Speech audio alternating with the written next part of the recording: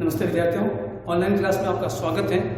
तो आइए आज हम नाटक विधा का जो विकास क्रम है उसका तीसरा विकास प्रसादकालीन नाटक, जिसका समय है 1900 से लेकर 1950 तक।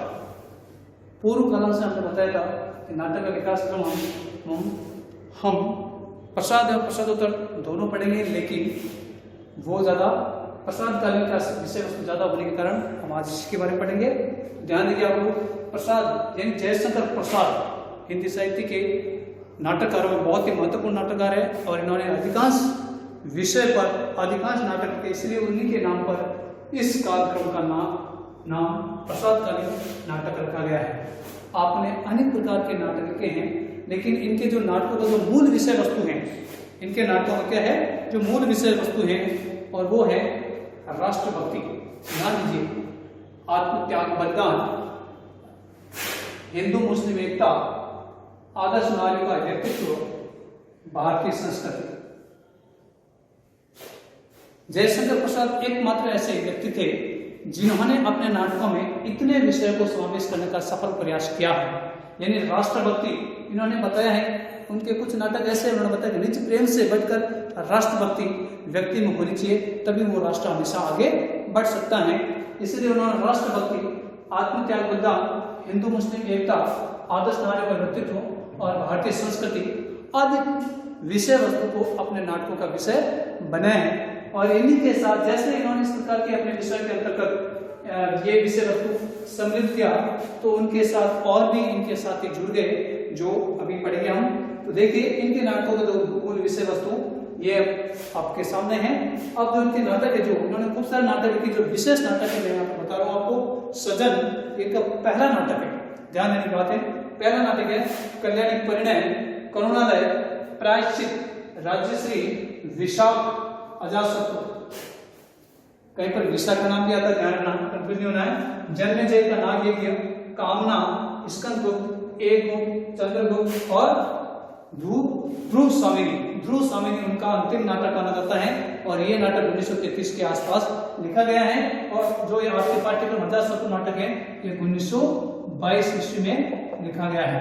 और ये 1933 ईस्वी जो इनका अंतिम नाटक माना जाता है प्रसाद का। और ये कहा जाता है 1910 में इन्होंने नाटक लिखा है। कौन सा? ये सजन। ठीक है ना।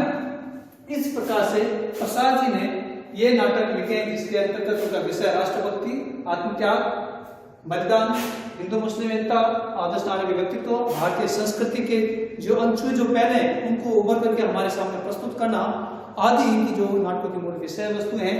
इन्हीं विषय वस्तुओं से प्रेरित होकर, इन्हीं नाटकों का अध्ययन करके, इन्हीं नाटकों को देख करके, इन्हीं नाटकों का पाठालोचन करके इनके कुछ और साथी जुड़ गए हैं, जिसमें बहुत सारे विद्वान हमारे साहित्य में नाम देखने को मिलता है। लेकिन यहाँ पर मैं संक्षिप्त में उन विद्वानों का नाम बोर्ड पे आपके सामने प्रस्तुत है बताने जा रहा हूं, जो अति महत्वपूर्ण है।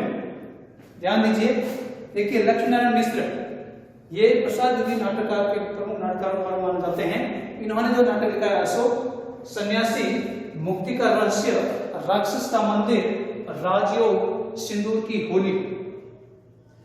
ठीक है ना। इन्होंने जो अधिकांश जो नाटक लिखे हैं, इसमें मुख्य रूप से ऐतिहासिक विषय वस्तु को इन्होंने सम्मिलित विषय वस्तु किया है। उसको ऐतिहासिकता यानी इतिहास की जो पवित्रता है, इतिहास के अंदर भारत की जो व्यक्तित्व जो हमारे सामने उभर करके आते हैं, जो एक नया विषय हमारे सामने प्रस्तुत करते हैं, ये लक्ष्मीनारायण मिश्र के नाटकों का मूल विषय इसमें माना जाता है। ठीक है। दूसरे नाटककार हैं सेठ गोविंदास।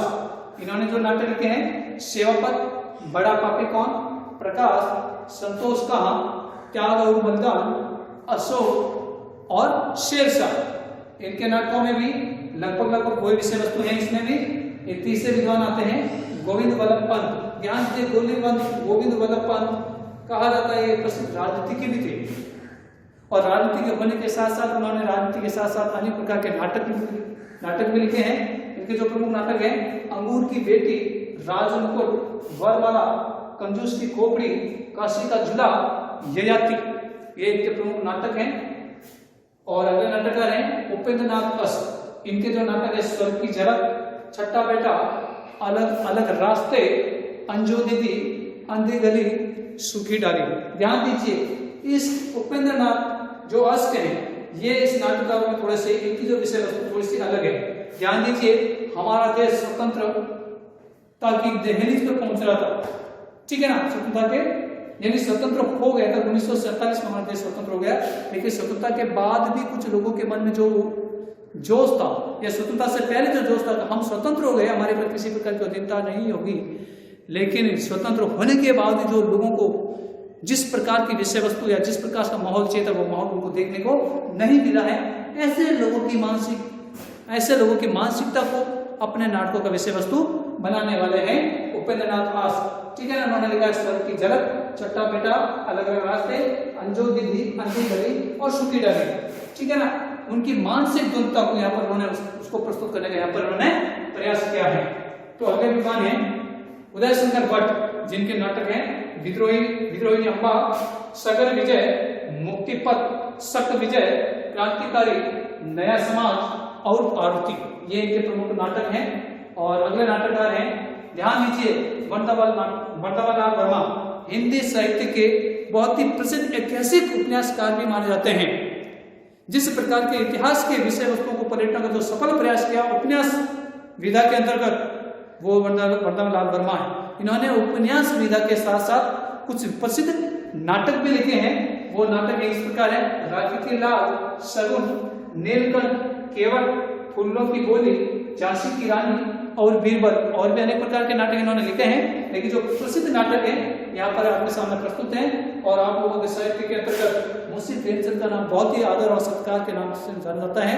मुंशी प्रेमचंद को कथाकार के नाम से भी जाना जाता है, कथा सम्राट की संज्ञा भी दी जाती है। और इन्होंने भी अनेक प्रकार के उपन्यास भी लिखा है। उपन्यासकार और कथाकार के नाम से जाने वाले विद्वान मुंशी प्रेमचंद, ठीक है ना, जिन्होंने स्वतंत्रता के पूर्व हमारे देश की जो दुर्दशा थी, हमारे देश की जो किसानों की जो व्यवस्था थी, वर्ण व्यवस्था थी आदि को लेकर के, दलित समाज की जो व्यवस्था थी, नारी की जो विषय वस्तु थी, उनको उन्होंने अपने विभिन्न जो गद्य की विधा है उसमें समेटने का प्रयास किया है। उन्होंने कुछ नाटक भी लिखे हैं मुंशी प्रेमचंद ने, जैसे कर्बला, संग्राम और प्रेम की निधि, ये 3 प्रमुख नाटक मुंशी प्रेमचंद ने भी लिखे हैं।